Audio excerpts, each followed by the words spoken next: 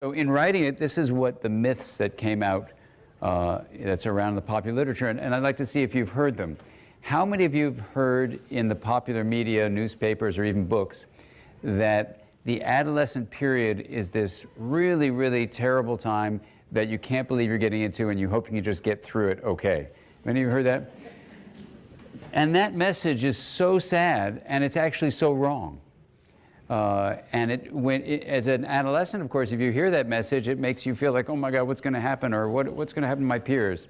And so we're going to explore, in fact, how rather than being a period you have to just endure and barely get through, adolescence is an incredible opportunity for really wonderful growth.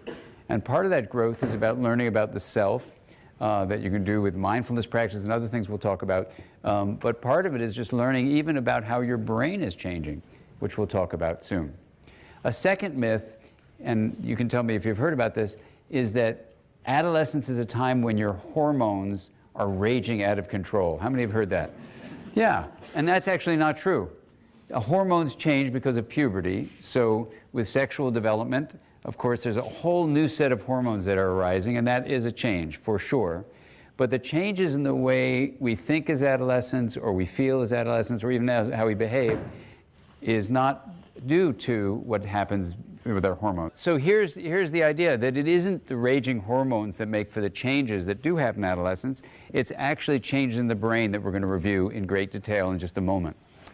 The third myth that is really striking is, and maybe you've heard it, that adolescence is a period of immaturity, and that we don't get mature until like even the mid-20s. Have any of you heard that?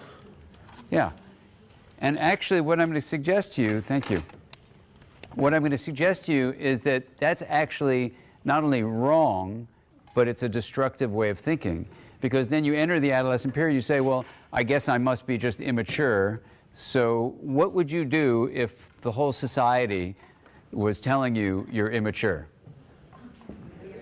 You'd be immature. Why wouldn't you? You'd have to be out of your mind not to do what people say to do, right? No, I'm just kidding about that. But you would act the way people expect you to be. And so the problem with calling it immature is, first of all, it's wrong. And secondly, it's destructive. And thirdly, the truth of it is that it's a necessary period of change.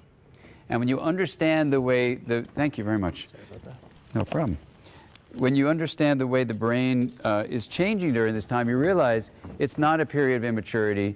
It's necessary for both the individual and for our whole human species in order to change.